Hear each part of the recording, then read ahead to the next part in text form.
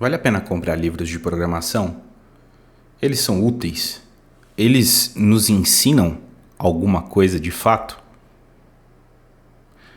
Meu nome é Bruno, eu sou o Clementino. Eu não tenho a resposta para essas perguntas, mas eu gostaria de fazer uma breve resenha a respeito do livro Python Sério. Dicas de faixa preta para o deploy, a escalabilidade, testes e mais. Do autor Julien Danjou. Esse é um livro que foi escrito no ano de 2018. Quem é, afinal, Julien Danjou? Eu não sei nem falar o nome dele, mas ele é um desenvolvedor francês. Ele tem uma experiência aí de cerca de 20 anos e, pelo que eu pude encontrar a respeito dele, ele trabalha com programação e hoje ele tem uma empresa que cuida de sistemas de integração contínua, pipelines de integração contínua, né? E ele tem um blog relativamente ativo, né? E esse livro tem uma nota bastante alta na Amazon. A nota dele é de 4,5, enquanto no Goodreads ele deve ter uma nota próxima de 4. Não é exatamente 4, é um pouquinho abaixo. O livro vai falar de vários conteúdos diferentes. Primeiro sobre como a gente estrutura ou organiza projetos no Python, como os módulos, bibliotecas e frameworks podem ser úteis para desenvolver Python, como a gente pode organizar uma API e documentar ela usando o Sphinx. Fala de timestamps, do nada, inclusive. Fala sobre como você pode distribuir software que você desenvolveu. Fala também de implementação de testes unitários, especificamente utilizando a biblioteca PyTest, que não é parte da biblioteca padrão do Python. Fala de métodos e decoradores, de programação funcional. Fala da árvore abstrata sintática. Aliás, árvore sintática abstrata? Eu não sei. É Abstract Syntax Tree, salvo engano. E ele também fala do High, que é um dialeto de Lisp compilado pelo Python. E é uma forma muito interessante de se aprender Python, inclusive. Como o Python funciona por trás das coisas. Tem um capítulo que fala de otimização e performance. Ele fala sobre como gerenciar bancos relacionais. Basicamente, quais são as ferramentas ORM ali para você trabalhar com bancos relacionais, tipo PostgreSQL, SQL, né? MariaDB, entre outros. Ele tem um capítulo bem curtinho que fala sobre como escrever menos código e ser mais produtivo. E aí ele vai falar de uma biblioteca que se chama ATTR, né? Attr, de Attributes, mas que foi basicamente abandonada porque hoje a gente tem Data Class no Python e Pydantic, que não é parte da biblioteca padrão, mas é basicamente o que está todo mundo usando para fazer validação de dados, né? E aí você diminui a quantidade de boilerplate e coisas do tipo. O que eu gostei desse livro, né? Eu acho que esse livro tem uma parte muito interessante sobre a automatização de documentação no Python. Então, se você estiver construindo uma biblioteca, você estiver construindo ali algumas funções e você precisa gerar documentação a respeito do que está sendo construído, o Sphinx é uma ferramenta bem interessante e extraordinária, e pelo que eu pude buscar a respeito, ela ainda é muito utilizada. E na época do livro, ele foca muito numa linguagem de markup que era utilizada pelo Sphinx, que é o REST, né? Restructured Text. Só que hoje em dia já tem uma versão que é mais próxima do Markdown, que é o MyST, salvo engano. E também tem outras ferramentas, tipo o próprio MK Docs, para você fazer documentação usando linguagem de markup, né? Markdown especificamente. Apesar dela não ser muito querida, né? Eu já vi falar que quem usa o MK Docs é amador. Eu não sei, porque eu não uso. E eu sou amador. E aí também tem uma parte que ele tenta estabelecer uma similaridade, encontrar uma equivalência entre o Lisp, que é um dos meus dialetos de programação prediletos, e o Python, né? Tem uma funcionalidade do Lisp que vai ser de métodos genéricos, né? E ele tenta mostrar como isso pode ser implementado no Python usando a biblioteca padrão com o decorador Single Dispatch do FuncTools. E aí, aquela parte da exploração da árvore sintática abstrata também é algo bem interessante dentro do livro. É bom para você entender como que funciona internamente o Python, né? Mas, se eu tivesse que dizer que o livro é um sanduíche de cocô com pão, bosta e pão, eu diria que seria pão, bosta e bosta, porque é um livro velho, né? Ele é um livro de 2018, nós estamos em 2026 e eu comprei ele em janeiro de 2026. O sentimento que eu tenho lendo o livro é que ele envelheceu como leite, tipo um leite azedo assim, sabe? E não virou um iogurte gostoso que dá pelo menos para você sentir um azedinho, né? É tipo assim, é um negócio que se você tomar, você vai ter uma diarreia brutal. Por que eu tô falando isso? Porque ele se concentra em umas coisas que já não fazem mais tanto sentido e eu acho que não faziam sentido nem pra época. Por exemplo, o Python 3 foi lançado em 2008, né? E aí a gente sabe, ou pelo menos algumas pessoas sabem, que quando saiu o Python 3, na época ali tinha o Python 2, né? Foi um grande revertério, um grande furdúncio, porque houve quebra de compatibilidade entre essas duas versões. E aí o autor ele se concentra muito ao longo do texto em como lidar com essa quebra de compatibilidade. Só que em 2018, eu acho que muitas pessoas nem se importavam mais tanto com isso, apesar de existir biblioteca que procurava construir uma camada de compatibilidade, né? Por exemplo, a SIX, né? Outra coisa também que me incomodou bastante foi o fato que ele se concentra demais em ferramental e ferramental é perdido com o passar do tempo. Novas ferramentas vão surgir com o passar dos anos, né? O ambiente de desenvolvimento Python vai evoluir consideravelmente.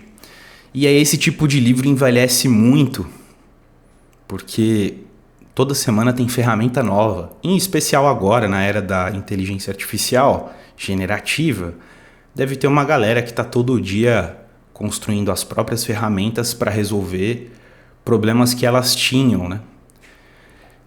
E aí o livro começa com essa questão de como organizar projetos utilizando essa linguagem de programação, e isso me incomodou demais, porque hoje você tem ferramentas como Poultry, UV, tem PyDoit para fazer gestão de tasks, tem o TaskPy, the Poet para fazer comandos de execução usando Poultry. E para você organizar um projeto ou criar um projeto com uma estrutura inteligente, com padrões bem definidos e comumente utilizados, é só você ir lá, instalar um UV, fazer um UV init ou um Poultry init e você vai ter um projeto semi-organizado ali, né? Se você precisa de algo que é mais específico, se você precisa de um template, tem ferramentas como o Cookie Cutter que são muito boas. para esse tipo de coisa. E o cookie cutter nem é tão... Ele nem é tão novo assim. Em 2013 já tinha um release do cookie cutter que era muito bom. E você conseguia construir seus templates ali e organizar seu projeto numa boa. Outra coisa também que me incomodou foi esse capítulo de timestamps que aparece no meio do nada, assim. No meio de uma discussão sobre como construir documentação automatizada, e aí depois ele vai lá e fala um pouco sobre como você distribui software construído em Python. E aí do nada você larga uma discussão sobre timestamps. Será que isso era tão importante assim na época? Eu não sei. Ficou um pouco estranho para mim. Eu entendo que tem muitos times, principalmente esses que estão localizados globalmente, que tem problemas para lidar com time zones, com timestamps. Mas eu não sei se isso é um problema real, assim. Eu acho que é tranquilo você conseguir lidar com esse tipo de problema. E eu não sei se você precisa de um capítulo de um livro inteiro para falar sobre isso. Talvez uma postagem de blog. Tudo bem. Eu vou dar os 2 centavos para ele falar que timestamps são importantes e você pode escrever um capítulo de livro sobre isso. Eu só não sei se dentro desse livro as coisas estão bem organizadas. Por exemplo, tem um capítulo inteiro que fala de testes unitários usando o PyTest, que eu acho que é uma baita ferramenta. Eu acho super interessante essa ferramenta. E ele mostra como você pode usar o PyTest. Ele fala, inclusive, como você pode fazer com que esses testes eles não sejam executados de forma sequencial, que eles possam ser executados de forma concorrente ou mesmo simultânea, né? E aí eu achei isso muito legal. Mas, mais pra frente, ali pela página 160, ele vai construir um exemplo que utiliza a biblioteca padrão do Python, especificamente o módulo UnitTest, para criar testes unitários. E isso me incomodou demais, porque ele tem um capítulo inteiro do livro para falar de PyTest e ele vai lá e usa o UnitTest. Por que ele não foi lá e criou esse componente ali com testes usando o PyTest que ele ensinou? Então aí as coisas ficaram meio desconexas para mim.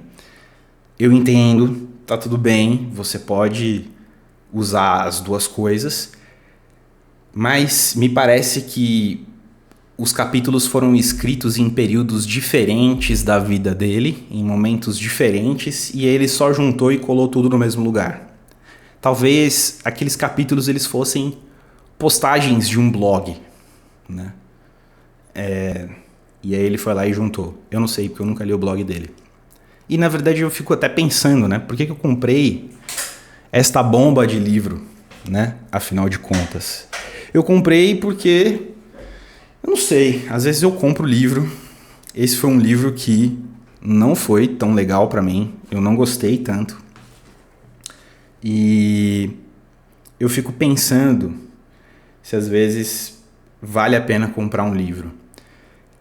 Eu vou dizer pra você que eu não tenho a resposta, mas ter lido esse livro me faz pensar em algumas coisas que podem ajudar você a tomar uma decisão no futuro. Livros que são relacionados especificamente a uma linguagem de programação, que falam de detalhes ou como escrever, tipo um cookbook, assim, como escrever um código, como usar um módulo específico, enfim, coisas desse tipo, não parecem ser muito bons, porque a linguagem evolui e você vai perder dinheiro, você vai ter um pedaço de papel que ele vai virar só um manuscrito histórico. Quando você precisa entender sobre uma linguagem de programação, acho que o melhor caminho é você ir para a própria documentação da linguagem. lá sempre vai ter alguma coisa interessante. Eu não sei se tem linguagens de programação que costumam ter uma documentação bosta, que pode acontecer, com certeza. Mas o Python, por exemplo, tem uma documentação incrível. A biblioteca padrão é fenomenal, tem coisa pra caramba lá dentro, você não precisa ficar reinventando a roda. Então basta você ler a biblioteca padrão, né? E ler conteúdo de pessoas que falam sobre a linguagem. Agora, eu vou fazer um parênteses aqui. Tem algumas linguagens de programação que não evoluem muito, ou que elas são consistentes com as eras, né? Por exemplo, o C. O manual do C é very nice, né? Ele vale a pena ser lido. Outra coisa também, Clojure. Clojure evolui, mas a evolução não é tão intensa quando eu penso em Clojure, né?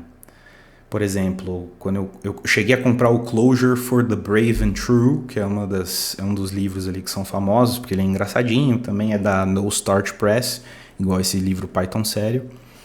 E tudo que está lá ainda funciona e você consegue entender como que funciona o Clojure.